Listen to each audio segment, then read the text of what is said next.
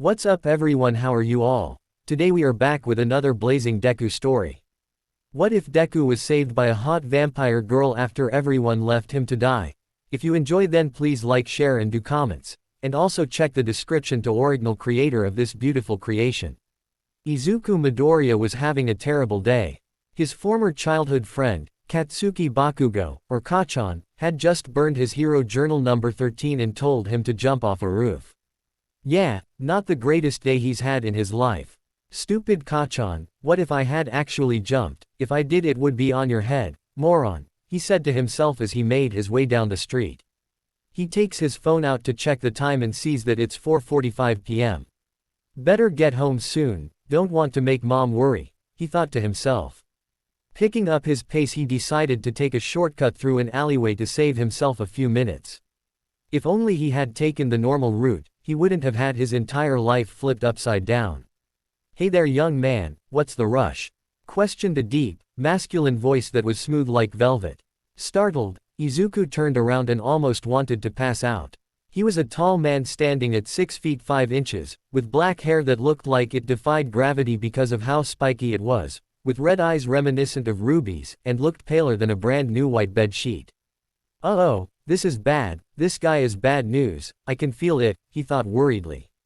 Listen, I don't want any trouble, I'm just trying to get home, he uttered, although it was more like a squeak.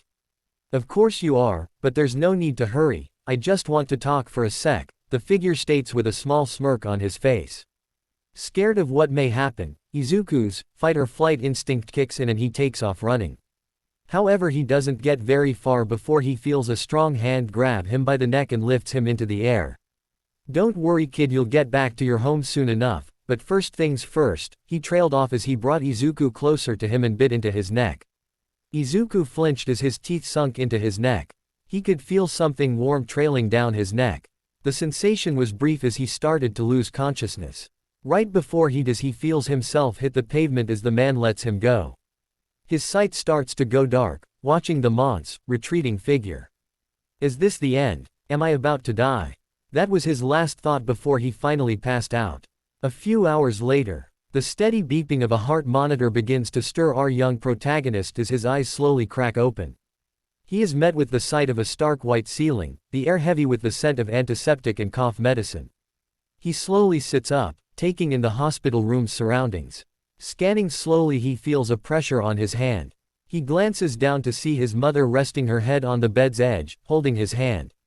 Mom. His voice cracks, sounding like he swallowed charcoal.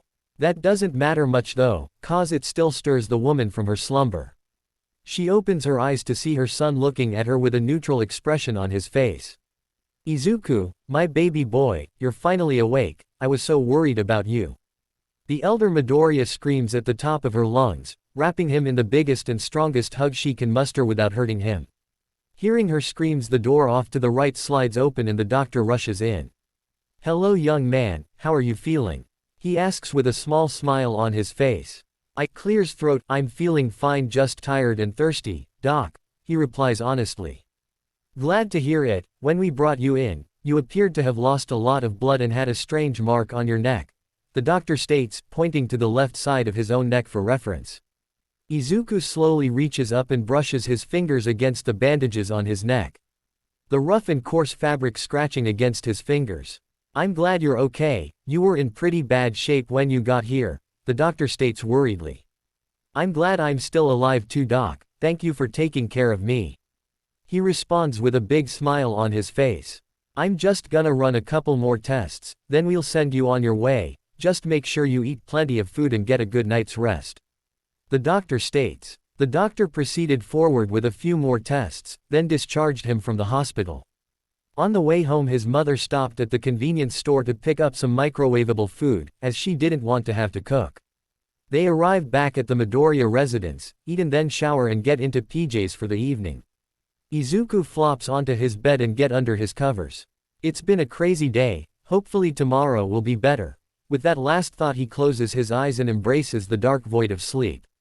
Beep, we hear the sound of an alarm go off. Izuku reaches up to turn it off. He sits up from his bed and stretches, but he doesn't yawn like usual. As he stands up, he feels something is off. Did the stuff in my room get smaller? No, it's probably just exhaustion from yesterday, he thinks to himself. Today was Saturday, which means he didn't have to worry about school. He goes to his dresser. Tom grabs some clothes so he can take a shower. He heads into the bathroom after retrieving his clothes, but abruptly stops in front of the mirror. Standing there is not the short, scrawny kid he expected to see. Staring back at him is a teenager of 6 feet 2 inches tall, with the same spiky, curly, and messy green hair. Red eyes that seem to glow even in the light, and packed with muscles that definitely weren't there yesterday. "Ah, what the heck is this?" he screams out loud. "Izuku, honey, are you?" Inko starts but stops mid-sentence when she sees a tall, red-eyed, and muscular version of her son. "Izuku, what happened to you?" she asks, utterly flabbergasted. "I don't know, I just woke up like this," he answers honestly. "Okay then, get cleaned up so we can have breakfast, then we'll take you to the doctor and see what's going on," she orders him. She leaves him alone to take care of business and get ready. Izuku strips of his clothes and starts the water so it can warm up. While he's waiting on that, he goes back to the mirror to inspect the muscles he has. Hardened shoulders and pecs, 8-pack abs that look like they were carved out of marble, big upper arms and forearms that look bigger than his biceps. "Huh, I wonder how strong these muscles are, 'cause they can't just be for show," he wonders to himself out loud. He heads back to the shower to clean himself up and gets dressed. Heading down to the kitchen for breakfast, he enters the dining area wearing an emerald green shirt and black basketball shorts. He sees his mother finishing up serving the food. His breakfast consists of eggs, bacon, pancakes and orange juice. The typical American-style breakfast. "Hey Mom, I was wondering if we could skip the doctor today and go see him tomorrow," he asks as he sits down. "Why would you want to do that, sweetheart?"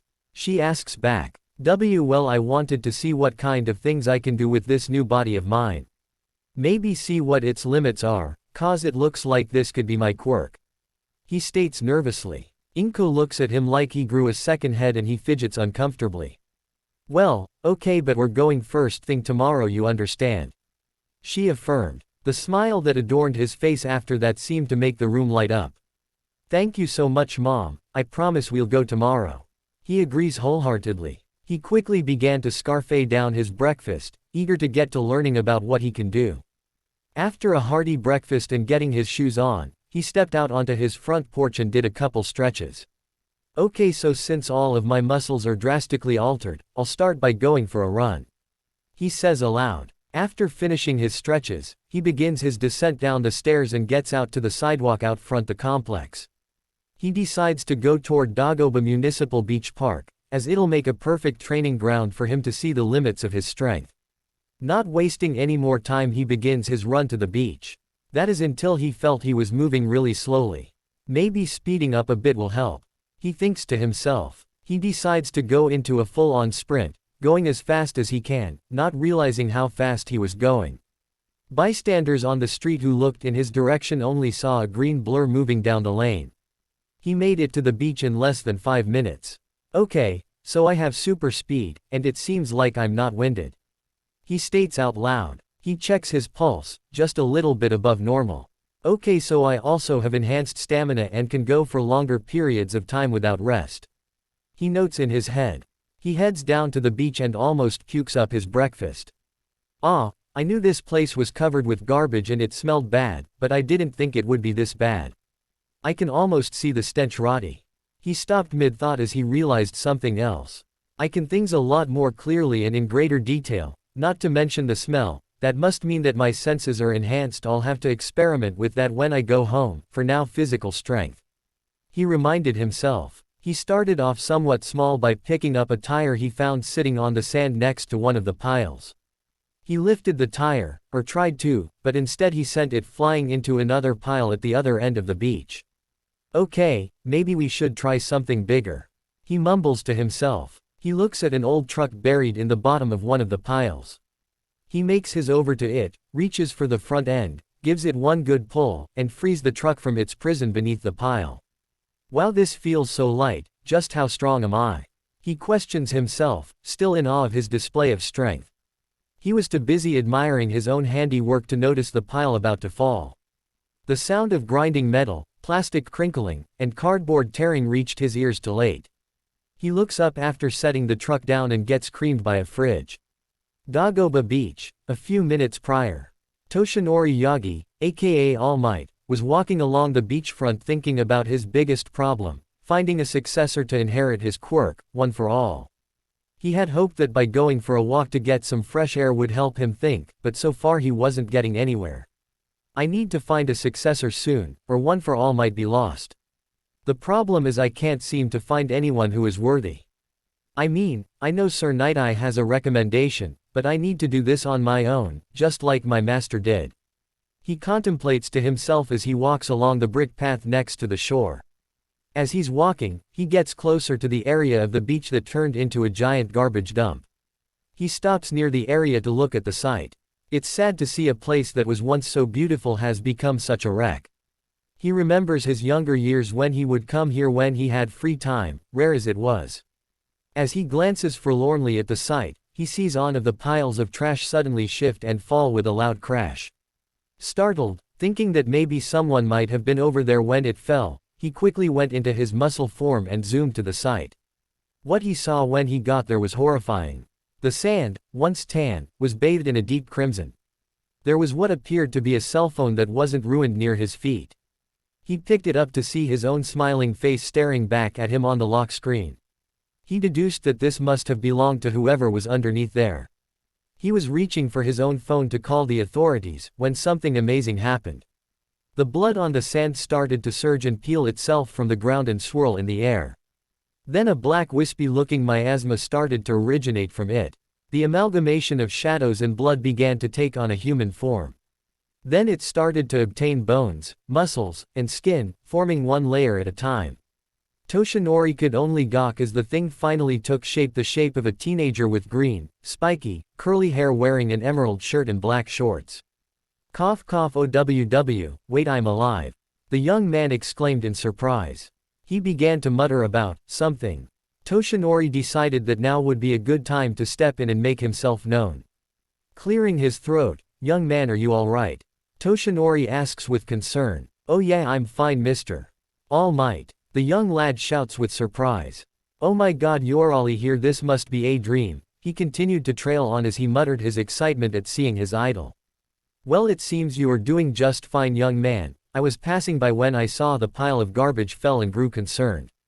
But if you don't mind me asking, how did you come back from that? He inquires to the young lad, breaking him out of his mutter spree.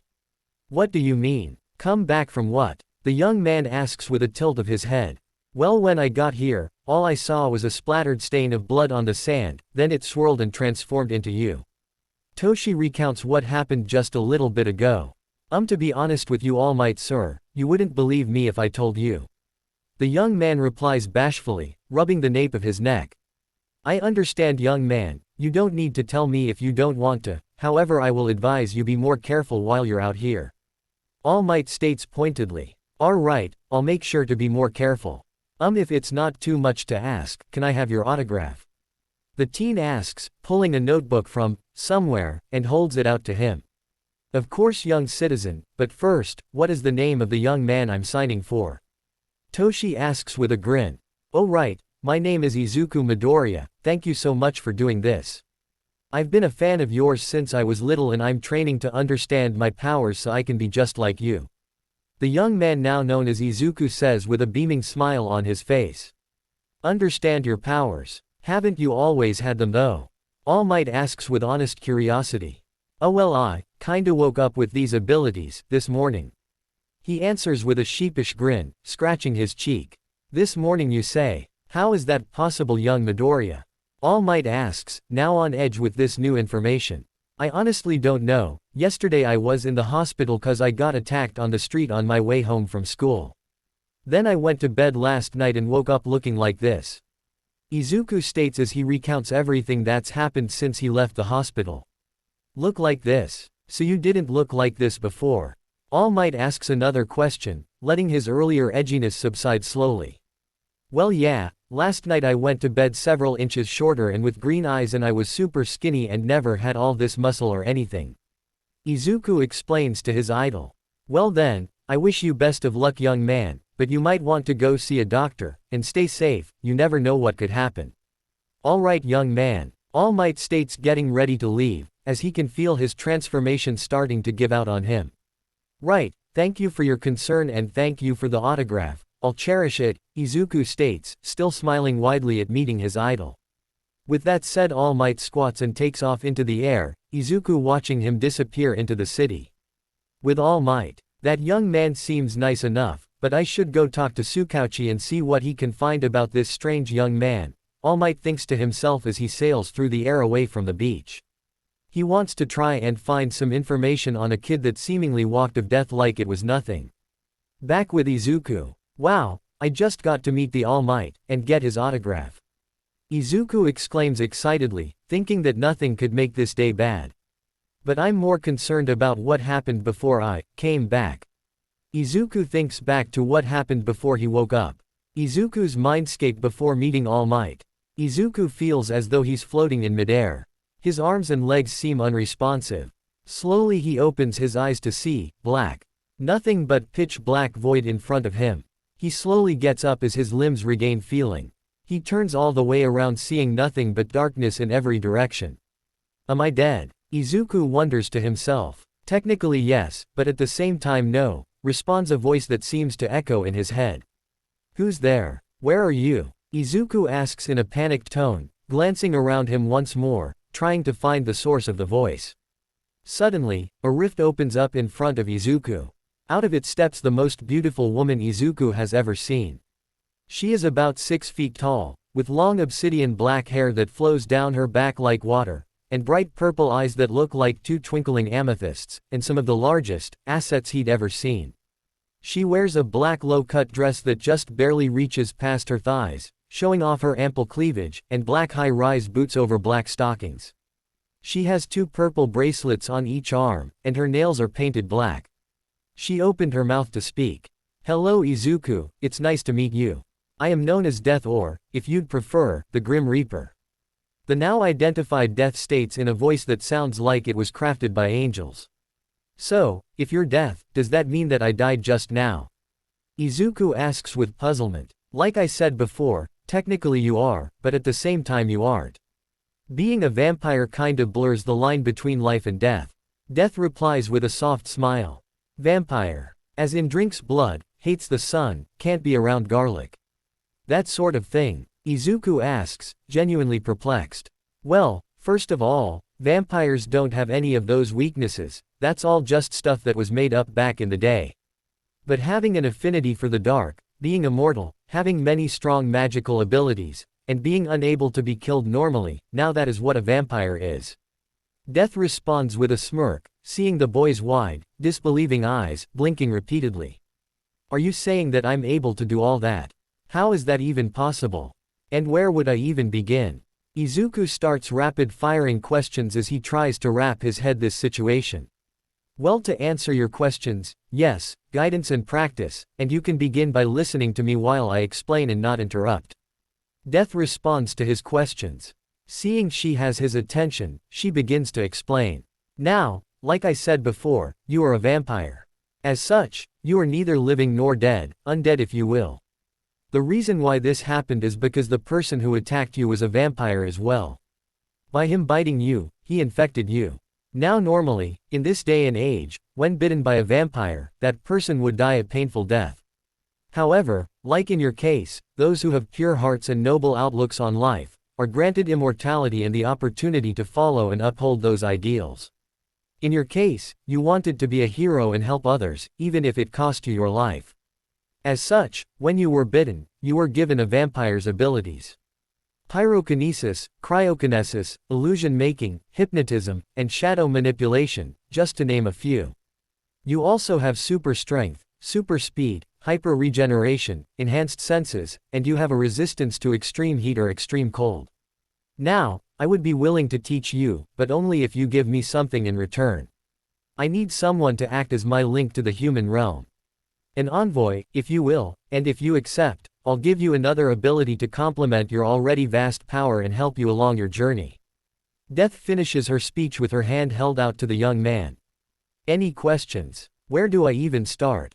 Element control abilities. Illusion making. This must be a dream. Izuku thinks to himself. I can assure you Izuku, this is not a dream, and everything I've said so far is the truth. But you never answered my question. Death replies with a chuckle, seeing the look of surprise on his face. You can read my thoughts. Or is it that I was mumbling again? Izuku questions. No, you didn't mumble, Izuku. I can read your thoughts because you are in my domain, so there is nothing that I don't hear within this void.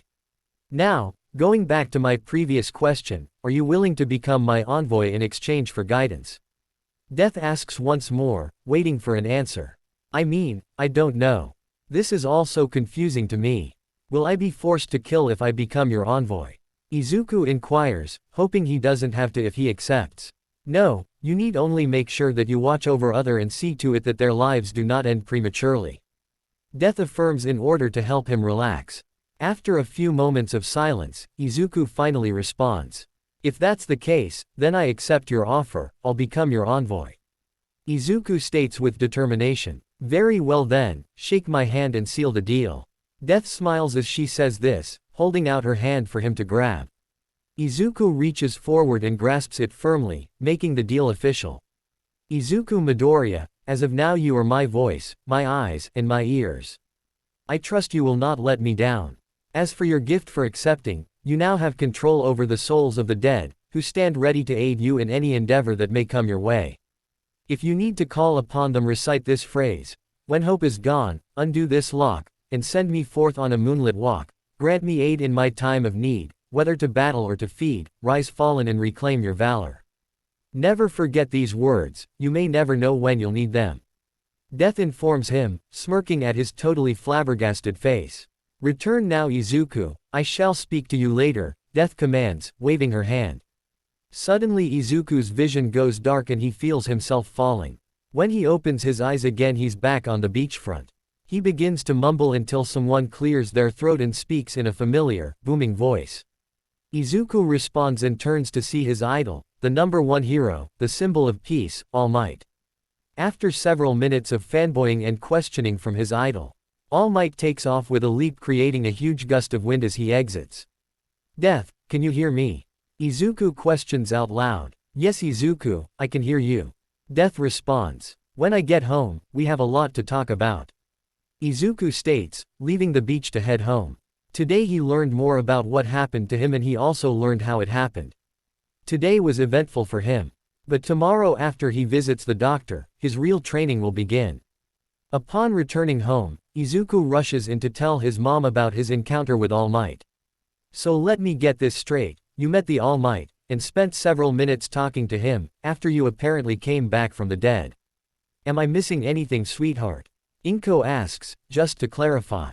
No, that's pretty much it, summed up of course. Izuku says with a giant grin on his face. He was so happy, he didn't notice the change in his mother's mood. Izuku, how can you be smiling right now? Inko screams at the top of her lungs. Mom, it's not that big a. Izuku starts only to get interrupted by his mom. Don't think this isn't a big deal. You died on the beach. What if you hadn't come back from death, huh? How do you think I would have felt? Inko questions, staring at Izuku with unshed tears in her eyes. Mom, I'm sorry, I know it sounds bad, but I'm okay. There's no need to worry. I mean at least we know I can't die, right? Izuku asks her sheepishly. That's true, however, that doesn't mean you can start being reckless, we don't know how far your inability to die goes. You may not always come back. And I couldn't handle it if you don't. You're my only son and everything I have. So don't do anything too reckless, okay? Inko asks, wiping away the tears in her eyes. I won't, Mom, I promise. Izuku assures, enveloping her in a hug. They stay like that for a little while till Inko calms down. Okay, I'm gonna get started on lunch. You go wash up and relax, I'll call you when it's ready. Inko informs her son. Okay Mom, I'll be upstairs. Izuku says, descending up the staircase to his room. As he ascends he decides to ask Death a few questions. Death, are you there? I need some answers to my questions. Izuku asks in his head. What did you want to know, Izuku? Death asks back. Where can I start on training to use my abilities? Izuku asks, eager to get started on training. Well, The easiest ability to start with would be pyrokinesis, since it's the easiest to grasp. However, those lessons can wait until after you have lunch. Death answers. Sounds good. I want to get started as soon as possible so I can be ready for the UA entrance exam. Izuku responds, resolve burning in his eyes. Well, since you're so eager, you better wash up and eat quickly then, so we can get started. Death says with a slight chuckle. Right. Izuku shouts, pumping his fist in the air. Izuku stops by his room to grab a change of clothes and proceeds to the shower. As he lets the water heat up, he glances into the mirror again. Hard to believe this is my body. It looks like I've spent my entire life training, even though I haven't. Izuku thinks to himself. After that short thought, he hops into the shower to freshen up. Upon exiting, he dries off and puts on his fresh clothes. His outfit consists of a dark red shirt and black cargo shorts with black socks. He exits the bathroom and heads to his room to wait for his mother to call him. When there, he approaches his desk and opens the bottom drawer to grab one of his blank notebooks. He opens it to the first page and grabs a pencil. Since I've got some time, I can list my abilities in here and keep track of what I learned from them. Izuku thinks, putting his pencil to the lined, white page. He proceeds to list off all the abilities Death told him about, including the one she gave him. He ends up using 2 pages to make sure he has enough room to edit his entries. Finally, his mother calls him down for lunch from the kitchen. Izuku, lunch is ready. Inko calls up to him. Coming, Mom. Izuku calls back. He pushes his chair away from his desk and stands up. Throwing on his signature red high tops, he heads down to the table to join his mother. Lunch is quiet, with neither of them wanting to bring up what was discussed earlier. After he eats, Izuku asks his mom if he can go back out. Mom, is it alright if I go back out for a bit? I promise not to do anything crazy. He asks, giving his best puppy dog eyes. Inko sighs. I guess, but no more doing anything that dangerous. Be safe out there, okay? She asks, making sure he understands her worry for his well-being. I promise. I'll be back before dinner. Love you. Izuku says, heading for the door. He steps out onto the patio and has an epiphany. I just realized, I can use the beach as my training ground. How did that slip my mind until now? Izuku wonders to himself. Maybe it's because you were distracted by your new physical capabilities. Death suggests with a snicker. Oh, you're probably right. Izuku thinks, rubbing his head sheepishly. Don't be embarrassed, it's understandable, considering what you've been through till now. Death consoles. That's true, I suppose I'll have to work on getting the bullies to back off, especially Kachan. Izuku realizes. We can worry about that later, let's get to the beach so we can get started. Death suggests, reminding him of why he's outside. Right, let's do this. Izuku states before he jumps over the banister and drops from the 3rd floor. He lands, leaving a small crater in his wake. He proceeds to take off, running back to the beach, eager to continue his training. While running, he wasn't paying attention to where he was going and barrels into someone. OWW, sorry about that, I wasn't, he starts but stops mid-apology. It's totes okay, OWW, it happens. The person responds. The person in question is a beautiful girl. She has long blonde hair that hangs near the center of her back, and stunning gold-colored eyes. She wears a brown, low-cut crop top and brown short shorts, with brown slip-on shoes and black stockings. Her skin is as white as porcelain and she has full lips that seem set in a permanent pout. She has a well-defined waist and a rather firm rear. She also has some of the biggest S he'd ever seen. At least an F cup. Holy crap, she's gorgeous. Izuku thinks to himself as he stares at her.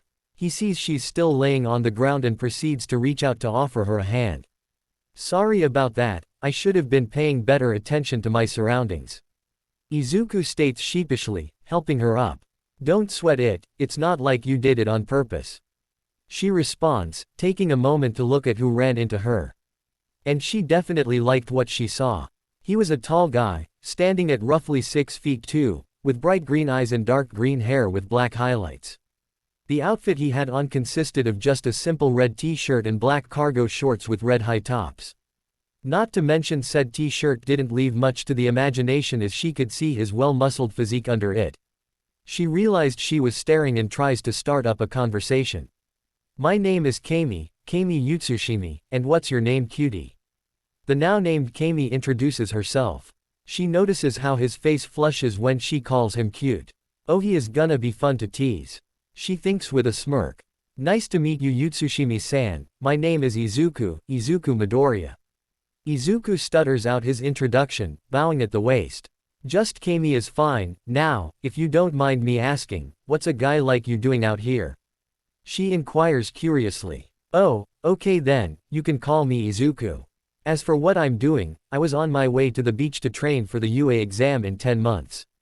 Izuku stutters out. Izuku, I think we also need to take some time to work on your people skills. Death comments suddenly. I can't help it, I haven't had a regular conversation with anyone except my mom for the last 10 years, what do you expect? Izuku asks within his head. I understand that, so that's why we'll use this as an opportunity to teach you some social skills. Death states. You really think that would work? She doesn't seem like she would wanna chat it up with a hero nerd. Izuku responds mentally. Only one way to find out, good luck. Death says, disappearing back into his subconscious. Wait, what? Don't leave me alone on this. Izuku, please, but to no avail. So, I have another question, if you don't mind me asking, of course. Kami inquires bashfully. Not at all, what did you want to know? Izuku questions back. Since you seem to be a local here, do you think you could help me? I just recently moved to the area and I'm not accustomed to it yet. She inquires sheepishly. Oh, of course I don't mind helping out. Izuku responds nervously. You know what, I'm gonna give you a little help with that stutter of yours. Death says suddenly. Death proceeds to mess with Izuku's speech patterns to help him stop stuttering. Thank you so much. I was worried I would get lost looking around. She responds happily. Sure, no problem. What did you want to see first? Izuku inquires to the blonde. Maybe a mall or another type of shopping center. Kami suggests. Okay, the shopping center is down this way, come on. Izuku says, gesturing with his hand. Lead the way. Kami says in a grandiose fashion, causing Izuku to chuckle. He proceeds to walk down the sidewalk with Kami by his side, pointing out other things along their way. He points out the cafe, the various family-owned restaurants, and the arcade along the way. Finally, after about 20 minutes of walking, they arrive at the mall. And here we are, Musudafu Mini Mall, the only mall in the city. Izuku introduces to Kami. Wow, for a mini mall, it's rather large. Is the name supposed to be an oxymoron or something? Kami asks with a smirk. Not at all, despite its size, it doesn't hold a candle to the Kiyoshi Ward shopping center. Izuku points out candidly. Cool, so, any stores you'd recommend for a lady like me? Kami asks. Depends, what do you like? Izuku asks back. Well, I'm a fan of stuffed animals, trending clothes, and lingerie. Kami says, whispering the last part in his ear seductively. Right, well, for stuffed animals, I would suggest Panzer's Stuffs up on the second floor. As for the latest trends, I would suggest checking out Trending Now, since it's kinda implied in the name. As for the last one, I'm not entirely sure. Izuku answers, trying to force down his blush from her being really close to his face.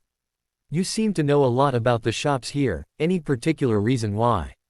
Kami inquires cheekily. Well, since I'm a big fan of heroes, especially All Might, I tend to come here to get the lastest collectibles and such. I suppose you could call me a collector.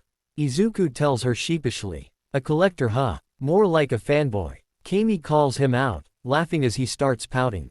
So what if I'm a fanboy? It just means I have a unique personality. Izuku retorts candidly. Well, you're very cute for a fanboy. Say, how about you meet me here next Saturday? I would love to hang out and get to know you some more. Kami asks him, causing him to blush. I mean maybe. I don't know what my schedule is gonna look like, but I can check. But, if you don't mind me asking, why would you want to go out with me? Izuku asks, honestly perplexed as to why she'd want to hang out with him. 3 reasons. Firstly, you're extremely cute and super nice. Secondly, you took time out of your plans for the day to help me get here and show me around. Lastly, you look like you could use a friend and some major R&R time. Kami ticks off on her fingers, watching Izuku blush all the while. Well, if you're sure, I think I can do that. After all, it's not every day you get asked out by a beautiful young lady. Izuku compliments with a wink, making Kami's cheeks take on a faint pink hue. It's a date then. Anyway, I'm gonna go get my shopping done. I'll see you next weekend. Kami shouts, leaving with a wave to meld with the masses inside the mall. I should probably get back to the beach so I can train a little bit before it gets too late. Izuku thinks as he walks a leisurely pace out of the building and masses, changing to a full-on sprint as he makes his way back to the other side of town. Unbeknownst to our emerald green vampire, a certain number 1 hero was listening to his conversation from the crowd. He wishes to be like me. With that kind of conviction, he has to be the one. I'll be sure to approach him tomorrow about it. Toshinori Yagi, aka All Might, thinks to himself as he sits on the bench where he was when the green team showed up.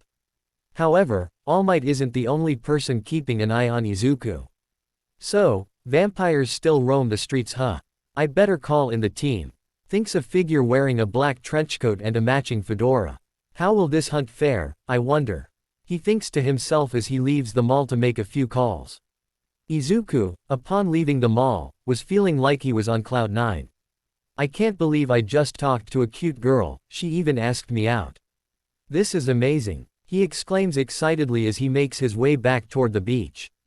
Glad to see you gained a little confidence in yourself, but I suppose that can be attributed to the young lady. Death snickers from inside his head. Well yeah, I mean, this is the first time I've ever talked to someone my own age in a long time, so I can't help but get excited. Izuku mentally replies, his cheeks taking on a slight red tinge. It's almost adorable how you react to things, especially teasing or any kind of flirting.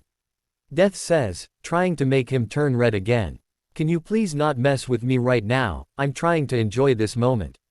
Izuku pleads, trying to avoid giving into his embarrassment. Fine, but we'll come back to this later. Death pouts before going back into his deep subconscious. I swear, that woman is gonna kill me via embarrassment. Izuku thinks to himself, continuing to run to the beach, eager to get started on his real training. After about 15 minutes of running, Izuku arrives at Dagoba Beach Park once again. Okay, time to get the training started for real. But what should I start with? Any suggestions, Death? Izuku questions the otherworldly entity living in his subconscious. Start with your element manipulation. It'll be the most beneficial to you. Death tells him promptly. Okay, how would I go about doing that? Izuku asks. Just think about the element you want to use and how you want to manipulate it. The rest will sort itself out. Death answers promptly. Okay, guess we'll start with fire then. Izuku says out loud, closing his eyes. Concentrating on his inner thoughts, Izuku suddenly feels a rush of warmth spread throughout his body. He opens his eyes to see 2 small fireballs, one in each hand, that are white in color.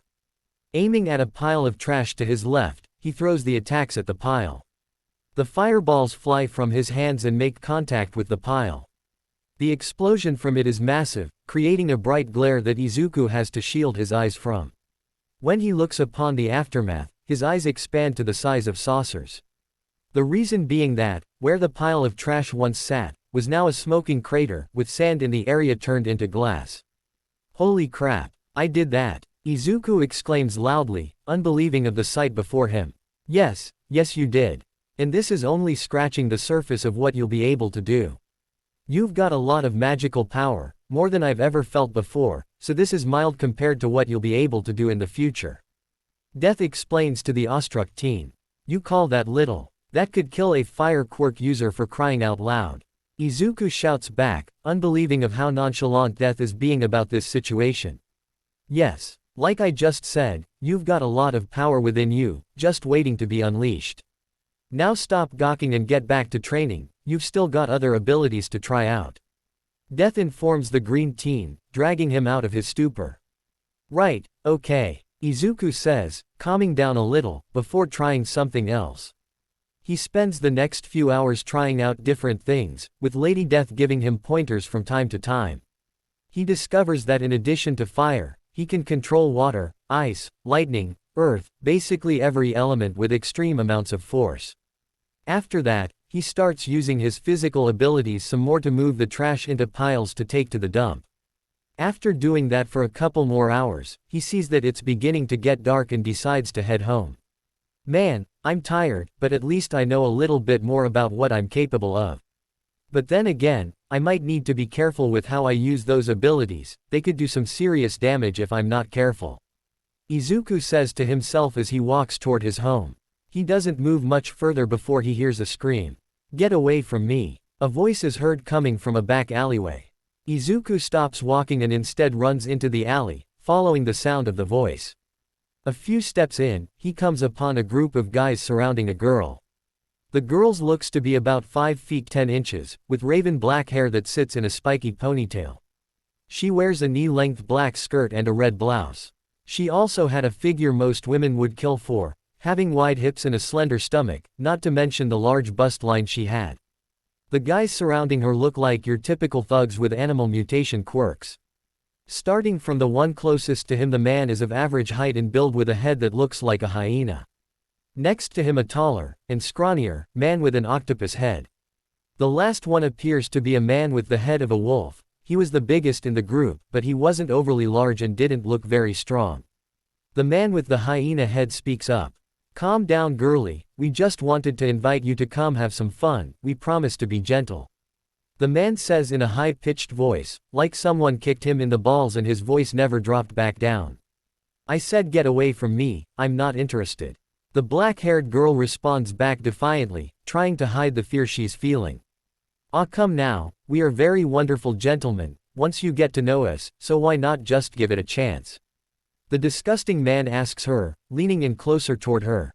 She responds to him, invading her personal space with a well-placed kick between the man's legs. "Ah, you bitch," the man shouts while holding his junk. "You shouldn't have done that, girlie, now you're gonna pay." The man with the wolf head says menacingly, lifting his arm to strike. "Hey asshole, why don't you pick on someone your own size?" Izuku shouts from his spot, grabbing the man's attention. "Huh. Beat it, kid, before you get hurt," the man says, turning to face Izuku along with his other friend and the one who was on the ground. "If you think I'm scared of 3 lowlife idiots like you, you're even stupider than I originally thought," Izuku says, trying to keep their attention on him. "You've got a mouth on you, why don't we teach you to respect your betters?" The wolf guy says, getting into a fighting stance. "You guys stay out of this, I'll handle this runt," he says to his friends. The wolf man charges Izuku with blinding speed, surprising the young vampire. Izuku quickly ducks under the man's first punch before aiming a well-placed punch to his solar plexus, knocking the wind out of him. "Ah, you little shit. I'm gonna end you," the man shouts after he catches his breath, charging Izuku once more.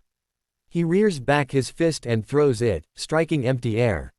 "What the? Where'd he move?" the man starts but is cut off by a kick to the back of his head. Izuku used his shadow movement ability to get behind his opponent and strike. "That's one, either of you wanna try something?" Izuku asks, letting his eyes change to a piercing red, trying to intimidate them. It works as the other 2 thugs pick up their friend and take off running, leaving Izuku with the young black-haired girl. The girl, throughout this whole thing, just stood gobsmacked by the whole display, seeing some random guy kick the crap out of a thug like it was nothing. "Are you alright, miss?" Izuku asks, breaking the girl out of her stupor. "Oh yes, I'm perfectly fine, thanks to you. My name is Momo Yaoyorozu, who are you?" she asks, wanting to know the name of her savior. "I'm Izuku, Izuku Midoriya." Izuku responds, stepping forward so she can glance his appearance. Momo's face takes on a faint pink tinge when she sees Izuku. She can't help but stare at his body, which was still kind of sweaty from being at the beach all day, making his shirt cling to his body, and showing off even more of his physique than it already did.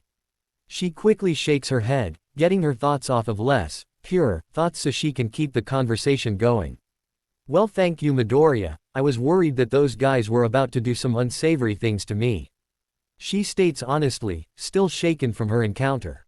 "No problem, I just so happened to be passing by when I heard you scream, so I decided to check things out. And it's a good thing I did. Those guys were pretty sketchy if I'm being honest." Izuku responds back. "Well, yes, anyway I need to get going, thanks again for saving me," Momo says before grabbing her school bag off the ground. "Would you like someone to walk with you?" A pretty girl like yourself could get hurt walking around alone. Izuku asks, getting Momo to blush from being called pretty. Oh no, that's okay, I can make it back home on my own, but thank you for the offer. Momo answers bashfully. Okay, if you're sure, just try to avoid the alleys around here, don't wanna have a repeat of this incident, am I right? Izuku asks rhetorically. Right, thanks again for your help, I'll take my leave now. Momo says quickly, turning on her heel and walking out of the alleyway and onto the main sidewalk. Leaving our protagonist with his thoughts. Wow, I've talked to 2 girls today, that's more than I ever have in my life. Izuku thinks, smiling to himself. I think that's the first time you talked to a girl without stuttering, and I didn't have to intervene this time. Death points out, getting Izuku's eyes to widen a bit. Wait, you didn't play around in head this time? Izuku asks, just to make sure he understands. Nope, that was all you. Good thing too, the sooner you learn to step out of your shell and be more confident, the better off you'll be. Now then, we should be going, you don't want to make your mother worry, do you? Death asks rhetorically. Oh crap, you're right. Izuku exclaims, making his exit from the alley and rushing home. After a short sprint back to his apartment complex, Izuku quickly ascends the stairs to get to his domicile. He opens the door, greeting his mother as he removes his shoes. Mom, I'm home, sorry I'm late. I got distracted while training. Izuku calls out from the area by the front door. Okay sweetheart, go wash up, dinner will be ready soon. Inko calls back from the kitchen. Hearing that, Izuku rushes up the stairs to his room to grab a change of clothes. He goes to his drawers and grabs fresh socks and boxers, as well as a plain white t-shirt and some black basketball shorts. After retrieving a change of clothes, he makes his way to the shower to wash up. Making his shower quick, he dries himself off and changes before heading down to the kitchen table. Perfect timing, I just finished dinner. Inko says upon seeing her son enter the kitchen dining room. What did you make tonight? Izuku asks as he takes a seat at the table. I made your favorite, katsudon, as a way of celebrating you finally getting a quirk. Inko says, causing Izuku to get starry-eyed in excitement. Yes, thank you so much Mom. Izuku shouts excitedly, now even more eager to eat his dinner. Of course sweetheart, now then, let's eat. Inko states as she brings the plates of food to the table. Itadakimasu. Izuku exclaims loudly before picking up his chopsticks and taking a bite of the delicious food. As he's getting ready to take another bite, the doorbell rings. Who could that be at this time of night? Inko wonders, getting up from the table. She makes her way to the front door and opens it to see an unexpected sight. Good evening ma'am, my name is Hitachi Yaoyorozu and this is my daughter Momo. We were wondering if a Mr. Izuku Midoriya lives here. The now named Hitachi asks the short green-haired woman. Yes, that's my son, is something the matter? Inko asks worriedly, hoping Izuku isn't in trouble. Oh, of course not, I just wanted to meet the young man who saved my daughter from some rather unsavory individuals earlier today. Mr. Yaoyorozu states with a small smile. Oh okay, let me call him really quick. Izuku, you have a visitor. Inko calls out loudly to her son. Coming Mom. Izuku calls back, making his way into the foyer near the door. You're Izuku I take it? Mr. Yaoyorozu asks. Yes sir, is there something I can help you with? Izuku asks the man, unsure of why he's here. I just wanted to thank you personally for saving my daughter earlier today. She informed me of the events that transpired and I wanted to meet the young man who helped her. Mr. Yaoyorozu responds. Your daughter? Wait, you're the girl from earlier, Momo right? Izuku asks, noticing the black-haired bombshell standing a little behind her father. Yes, my father was insistent on meeting you, so he asked around for your address and here we are. Momo explains promptly. Oh, well, there's no need to thank me. I'm hoping to become a hero, so helping others is just something I enjoy doing. Izuku humbly states with a smile on his face. Be that as it may, I still felt the need to thank you personally. Momo is my pride and joy, and it is paramount that her safety comes first. So I say again, thank you, young man, for saving my daughter. Mr. Yaoyorozu says, bowing at the waist. Oh no, it's no trouble at all, please raise your head. Izuku states loudly, not used to having others bowing to him. Very well, I'm sorry for intruding at a late hour, I shall take my leave, but before I go, I want you to take this. If you ever need anything, feel free to call this number. Mr. Yaoyorozu apologizes, pulling a card out of his pocket and handing it to Izuku. Sure thing, will do sir. Have a good night, and drive safely. Izuku says, taking the card and backing away from the door. After they left, Izuku takes a look at the card in his hands. Yaoyorozu Industries. No way. That's the biggest hero support gear conglomerate in Japan. And I just met the CEO. What the heck? Izuku freaks out, realizing just who he saved now. Izuku honey, calm down. If anything, you should feel honored that you received that card from that nice man. Inko says, trying to calm her son down. Taking a couple deep breaths, Izuku speaks up. Sorry, it's just, this is a major conglomerate that deals with pretty much everything from hero support gear to scientific research, so this is a very big deal for me. Izuku explains to his mother, trying to get her to understand how big this is. That's fantastic, sweetheart, you should hold on to that, especially if you're gonna still try for being a hero. Now come on, let's go finish eating before the food gets cold. Inko says, getting Izuku to move away from the foyer. The remainder of dinner is quiet as Izuku is still reeling from what happened just a little while ago. Receiving a business card from the CEO of a major corporation, him personally.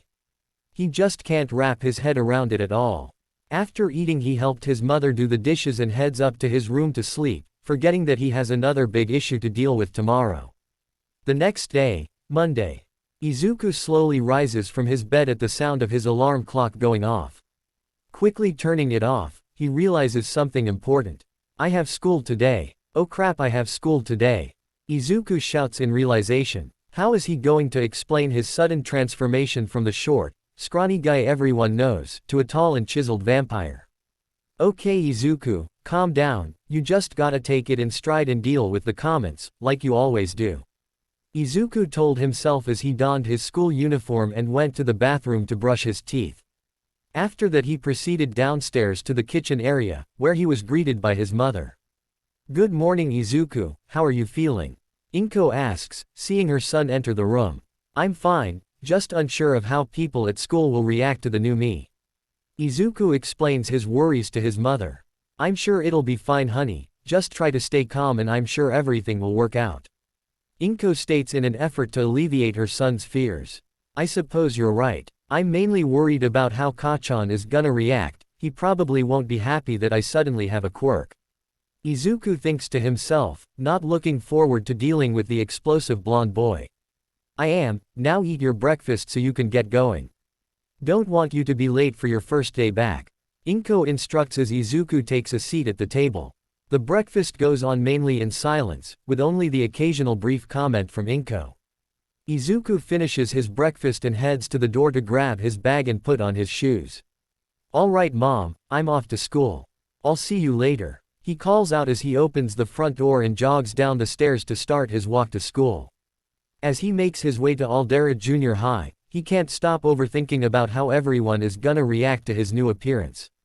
Izuku, there is no point in getting worked up over this, the opinions of your classmates, bullies, don't matter. What does matter is that if that boy, Kachan, starts getting hostile, you better let him know he can't push you around anymore. Death suddenly states, making Izuku jump. Even if you say that, if I try to fight back the teachers will just side with him and I'll risk getting in trouble. Izuku responds back, be that as it may, you must still stand up for yourself. If you let yourself be pushed around, the taunts will only get worse.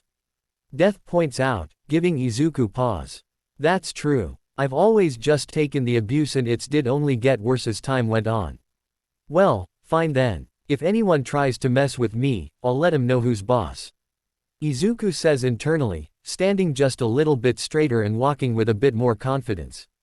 That's the spirit Izuku. Now, what do you say we run the rest of the way? Might be fun to make an entrance. Death suggests to Izuku. Right. Izuku says back before he takes off running, not even trying to control his speed. A walk that normally takes 20 minutes only took about 5 before he arrived at the school gates. As he comes to a stop at the front entrance, he takes a look around as he feels eyes on him. He can see the other kids pointing and whispering to each other about him. Well, I definitely made an impression. Maybe today will be a good day. Izuku thinks as he proceeds to make his way to his classroom, room 3C. He opens the door to notice that he's the first one to arrive. Oh, this is gonna be fun. Izuku thinks as he smirks before making his way to his seat. Over the course of the next few minutes, the other students start to gradually trickle in a few at a time, with most of them eyeing Izuku oddly. This process continues until a certain explosive blonde finally makes his entrance along with his 2 lackeys. You idiots, there's no way Deku is gonna be back today, he's probably still in hospital because he's a weak-ass little bitch. Katsuki says, drawing Izuku's attention. I'm a weak-ass little bitch huh, then how come I'm here Kachan? Izuku makes his presence known, with just a hint of snark. Huh. Who the he. Bakugo doesn't even finish after turning around, and having to look up.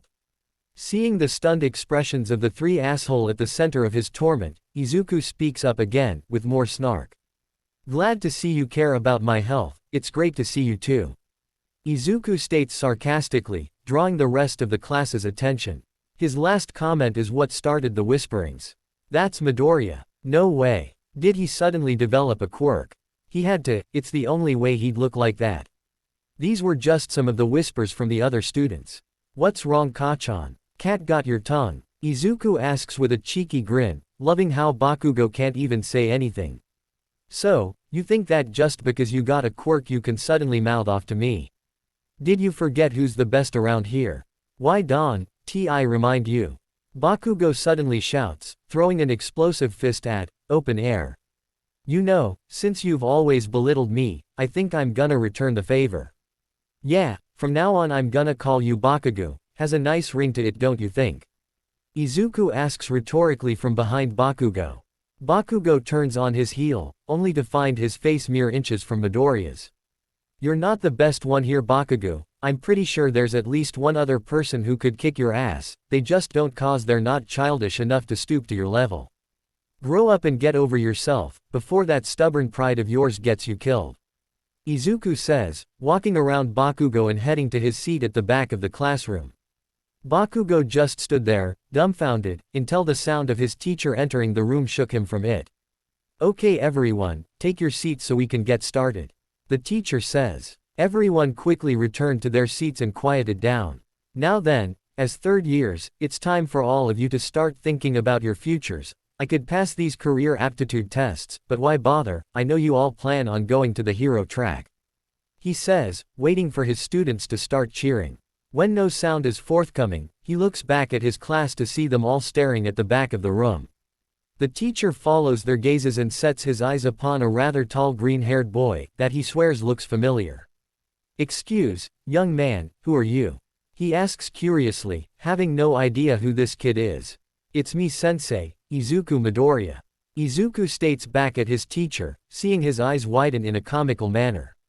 Midoriya, what happened to you? When did you get so tall? The confused teacher asks in rapid fire. Well, almost dying and spending time in the hospital, finally triggered my quirk to activate. Izuku says with a smile on his face. I see, and do tell, what is the name of your quirk? The teacher asks. I call it vampire, and from what I discovered over the weekend, aside from super strength and super speed, I have hyper regeneration, enhanced senses, and element manipulation. Izuku explains, getting his teacher to sweat slightly. I see, would you be willing to show your classmates and I this element manipulation? The teacher asks nervously. Well, sensei, it's illegal to use your quirk in public without a proper license, so I don't know if I should. Izuku says calmly, trying to hide the grin that threatens to split his face. Normally yes, however we need to see an example so we can have the school update your quirk registration, so if you would be so kind. The teacher trails off, hoping he'll catch on to what he means. Okay sure, I guess I can. Izuku says while standing up. He raises his hand to his side and slightly in front of him, palm up and concentrates. After a few seconds, a small orange flame appears in his hand, then he quickly amps up the heat, causing the flame to turn to a deep blue, then into a blinding white. The teacher and the other students just stare at it, mouth slightly hanging open. Seeing his chance to make an impression he quickly extinguished the flames before the air in the room starts to spiral around him. The class continues to stare, gobsmacked, as a small, compressed tornado of air sits upon his palm. Is this good enough, sensei, or do you want me to do more? Izuku asks, breaking the teacher out of his stupor. Oh, no, that's more than enough. I'll let the principal know that your records need an update and get the paperwork sorted out. Thank you, Midoriya. The teacher explains nervously, unsure of how to react to this sudden change in Midoriya's demeanor. Okay, sensei. Izuku chirps before once more taking his seat. The rest of the announcements went by rather quickly, with the whole class remaining silent the entire time. After the teacher left to go take care of paperwork, several students approached Midoriya. Hey Midoriya, can you show us that cool flame trick again? No wait, he should show off something we haven't seen. Can you, what else can you do, Midoriya? The questions and requests just kept on coming. Deciding to placate them, he speaks up. I guess I can show you something. Check this out, Izuku says, as he gestures for everyone to step back a bit. In the next instant he vanished, with the student looking around the room for him. Where'd he go? Did he just ditch the classroom? One student asks. No, I'm still in the same spot, I'm just invisible. Izuku says, startling the group of students. He then turns off his invisibility, reappearing right where he was before. Whoa, that's so cool. You got some awesome powers. One person says. It's not that impressive, I've only had these abilities for a little over a day, so I don't even know what my limitations are yet. Izuku says, surprising the students around him. Seriously, you've only been using your quirk for one day. How did you learn to control that quickly? One of the crowd standers asked. Like I said, I haven't even figured out what all I'm capable of, plus, it takes a lot of concentration for me to even produce that small flame, so it's kinda underwhelming if I'm honest. Izuku explains humbly, trying to placate the crowd so they'll leave him alone. Luckily before the students could continue asking questions, the bell signaling the end of homeroom rang, forcing everyone to go back to their seats to prepare for the lessons ahead. The day went by in the same fashion every school day does, with the exception that Bakugo and his lackeys haven't even talked to Izuku or tried to pick a fight all day. Finally the last bell of the day rang out, signaling freedom. Izuku quickly packs his things and bolts out of the classroom, eager to get home and change so he can continue training. He didn't know, however, that this would be another life-changing experience for him. Well, that could have gone worse, but now I can see just how self-absorbed my classmates are. Izuku thinks to himself. How do you figure that, Izuku? Death asks the boy curiously. Because, up until I showed up today, everyone would have laughed at hearing about me wanting to apply for UA High. But, they decided to suddenly think it's so cool, so I can't help but see how they're quick to kiss up to someone strong, even though they were assholes to him not even a week prior. It's kinda pathetic. Izuku informs the curious deity. Wow, they really are self-absorbed, how did you put up with that every day?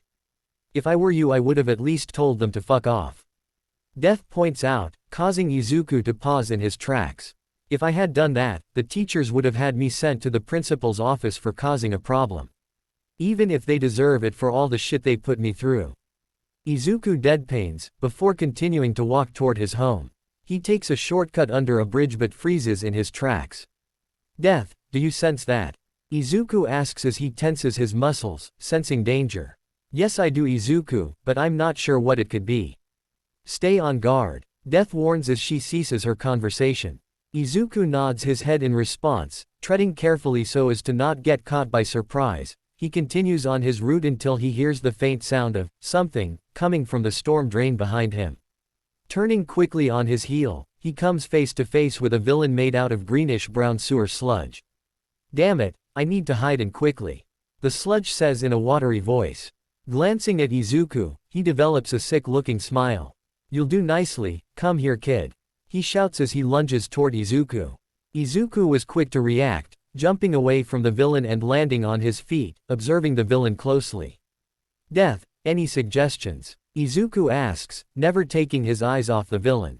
Keep your distance and try hitting him with lightning, his body should make a good conductor.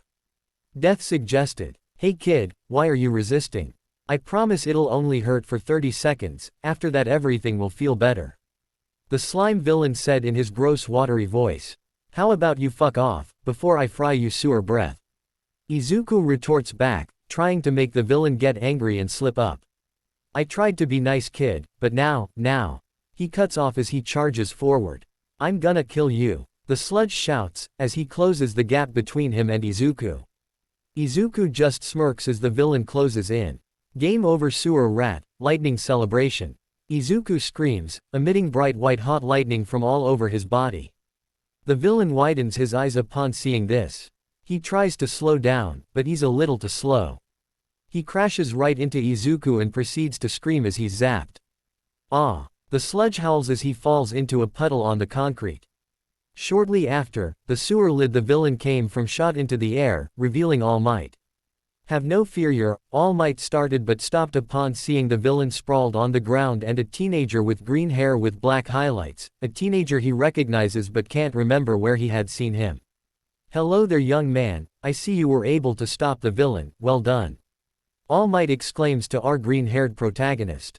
Thanks All Might. Ongoshir Harithis these con time I've met you in PR synthesimust bedroom. Izuku continued the fanboy while All Might sweat dropped. Young man, are you okay? All Might finally asks, snapping Izuku out of his mutter fest. Oh, yeah I'm fine. Sorry about that, I tend to get excited when I meet pro heroes, hehehe. Izuku states sheepishly, rubbing the back of his head. Well, that's understandable, let me clean this up real quick. All Might states, picking up an empty bottle and scraping up the sludge. After he was done, he once more approached Izuku. Thanks again for your help, young man, now then I should be getting this guy to the police. All Might states, preparing to take off. Oh right, thanks for saving me All Might. Izuku says wistfully. No problem young man, thank you for continued support. AM shouts as he takes off into the air. Wow, I got to meet my idol twice now, this is the best day ever. I can't wait to tell mom. Izuku exclaims, continuing on his path toward home. With All Might. Damn, that was too close. All Might thought as he landed on a rooftop and started to steam, shrinking into his skinny form. I've reached my limit for the day, better get this guy to the police. All Might thinks as he inspects his pockets, finding them empty. AM continues to search his pockets, until he hears an explosion in the distance. All Might's eyes widen, realizing he messed up and rushing down the stairs as fast as he can. With Izuku. As Izuku continues to make his way home, thinking about his second encounter with All Might, he is pulled from his thoughts by the sound of an explosion. A villain attack. I wonder which heroes will show up. Izuku thinks excitedly as he makes his way over to the crowd. As he makes his way over, he catches a glimpse of the villain and freezes in his tracks. Him again. How? I thought All Might captured him, this isn't good, what are the heroes gonna do? Izuku thinks worriedly as he eyes the attack from the back of the crowd. Why aren't the heroes doing anything? Apparently the villain captured a kid and is holding him hostage. Izuku overhears two people in the crowd point out. He captured someone. They must be suffocating in there. Where's All Might when you need him? Izuku thinks worriedly, unaware that All Might was among the crowd in his skinny form. As Izuku continues to worry, he catches a glimpse of the hostage, seeing Bakugo. He sees the look of desperation and terror in his ruby orbs, and something in him snaps. Q. You say run, MHA Ost. Izuku jumps and clears the crowd and the police line, taking off in a dead sprint toward the villain. All Might is shocked by this. Stop kid, you'll get yourself killed. The pro-hero Deatharms shouts at Izuku, but being ignored. What should I do? What would a hero do? A flashback of his notebook is seen, page 35. Izuku thinks as he picks up a rock while sprinting toward the villain, lobing at his Grotespew yellow eye. The rock strikes true and makes the villain stumble, allowing Bakugo to take a breath of air. Deku, what the hell are you doing here? Bakugo asks angrily. I don't know, my legs, they just started moving, Izuku says as he reaches into the sludge to grab Bakugo. Kachan, I may hate you, but I can't just stand there and watch you die. Izuku says with tears in his eyes. All Might hears this from among the crowd and feels something he hadn't felt in a long time, inspired. The villain finally recovers and sees the green-haired boy from earlier. You again. This is perfect, now I can kill you for earlier. The villain says, rearing one of his tentacles back. Move, this guy will kill him. Death Arms shouts as he and the other heroes leap into action, before stopping in their tracks at what they see. Izuku, with burning determination in his eyes, begins to create strong winds that circle around him. Not today, villain, I won't let you hurt anyone else. Izuku shouts as the wind starts to put out the surrounding fire. Surging whirlwind. Izuku shouts as the tornado around him shifts, striking the villain like a spear, and carrying him into the air. The villain, not being able to hold on, splatters into pieces. The tornado continues to rise, touching the sky and making the clouds spiral around above. Bakugo is laying on the ground behind Izuku, staring at him in shock, along with everyone else in the area. Suddenly, a raindrop is seen, then another, until a small downpour begins. No way. He changed the weather, with a single move. One person in the crowd comments. Suddenly Izuku is pulled from his stupor at the sound of cheering coming from behind him. He turns around to see all the heroes and bystanders clapping, cheering for him. Izuku smiles and raises his fist into the air, drawing an even louder cheer from the crowd. Among the onlookers, All Might can be seen smiling. I've found him, my successor. All Might thinks as he starts clapping along with the crowd. Izuku lowers his fist and looks at Bakugo. Are you alright, Kachan? He asks him with a look of worry. Bakugo doesn't get a chance to respond as the heroes in the area approach the two young teens. What were you thinking, kid? You could have been killed. Death Arms shouts at Izuku. I didn't think, sir, I just did what my body told me to, and that was to save my friend. Izuku says, resolve burning in his eyes, causing Death Arms and the other heroes to pause for a moment. Regardless, that was still reckless of you, don't do something like that again. After all, that would be a waste of perfect future hero. Death Arms states with a smirk, causing Izuku to blush and look at the ground in embarrassment. After that, the heroes left the boys alone to clean up the remains of the villain, and Izuku and Bakugo were taken to the paramedics to get checked out. Listen, Deku, don't think this changes anything, you're still beneath me. Bakugo says with steel in his tone. Izuku sarcastically retorts back with a smirk. Glad you're okay, Kachan. Bakugo doesn't say anything else and just takes his leave, Izuku waiting till he was gone before doing the same. As Izuku begins to head home, with the sunset upon his face, he detects someone coming from the alley in front of him. I am here, All Might exclaims, coming out of the alley and right into Izuku's path. All Might, what are you doing here? Izuku asks loudly, surprised to see his idol appearing in front of him. Ha ha ha ha, I came because I wanted to ask you something, young man. All Might says proudly. What is it? Izuku asks. Pray tell, young man, why did you rush into that situation earlier? All Might asks curiously. I honestly don't know, I saw Kachan in trouble and, Izuku gets interrupted by All Might. You moved to help him, even when you weren't thinking. Am I correct? All Might asks with his signature smile. Yeah, that's exactly what happened. Izuku confirms. Tell me, young man, do you know what all true heroes have in common? Their bodies moved before they could think, almost on their own. And that's exactly what happened to you today. All Might says proudly, his grin widening. You can become a hero, MHA Ost. Izuku suddenly feels weak in his knees, as tears stream down his face and the memories of his past flash through his mind. He grabs his chest as the tears come even faster. Young man, you have what it takes to be a hero, and I want to help you get there. All Might says as Izuku glances up at him. I deem you worthy of my power, my quirk is yours to inherit. All Might states epically, causing Izuku to become confused.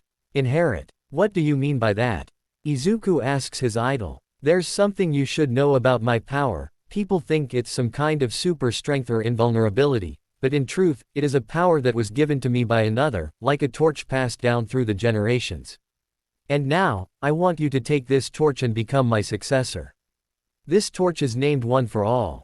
All Might states as he holds his hand out in front of him. One, for, all, Izuku repeats awestruck. Yes, one person improves the power and then passes it on to another, in doing so, those pure hearts and noble intentions can save those in need.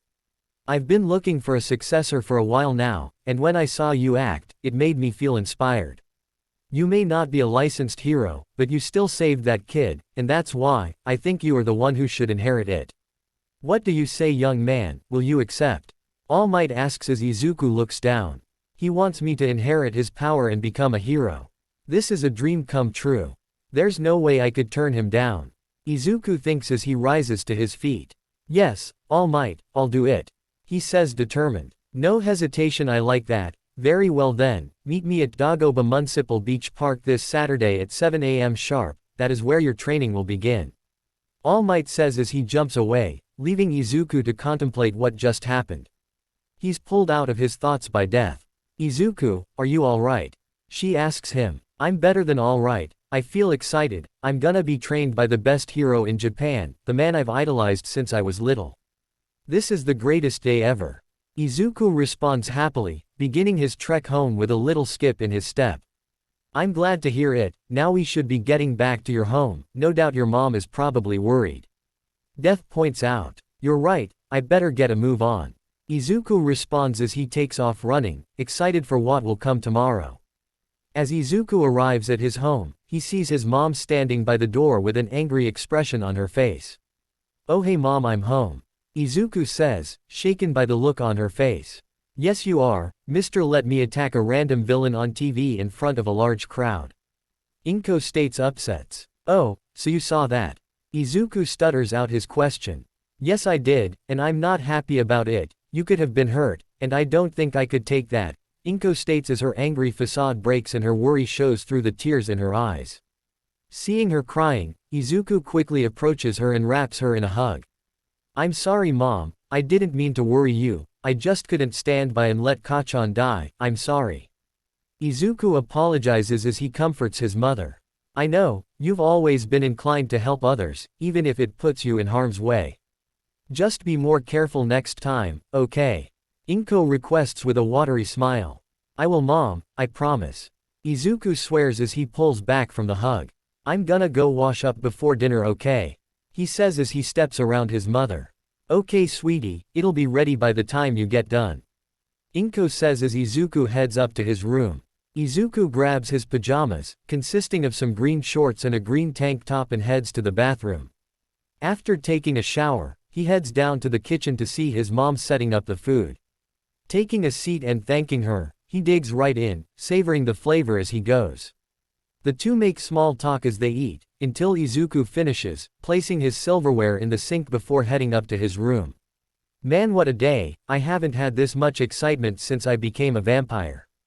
Izuku says to himself, as the shadows in his room start to warp. Izuku jumps at this, preparing for the worst, until the shadows stop writhing, revealing Death in all her glory. Lady Death, since when could you manifest outside of my subconscious? Izuku asks confused. Oh, I could have done this whenever I wanted, I just never had a reason till now. She states nonchalantly, surprising our hero. What's the reason then? Izuku inquires curiously. This, Lady Death says as she approaches Izuku and captures his lips on her own. Izuku's eyes widen in surprise at this, and get even bigger as he feels her tongue enter his mouth. After a couple of minutes, Death releases Izuku, a trail of saliva connecting their mouths before it breaks. What was that for? Izuku inquires as his face turns extremely red.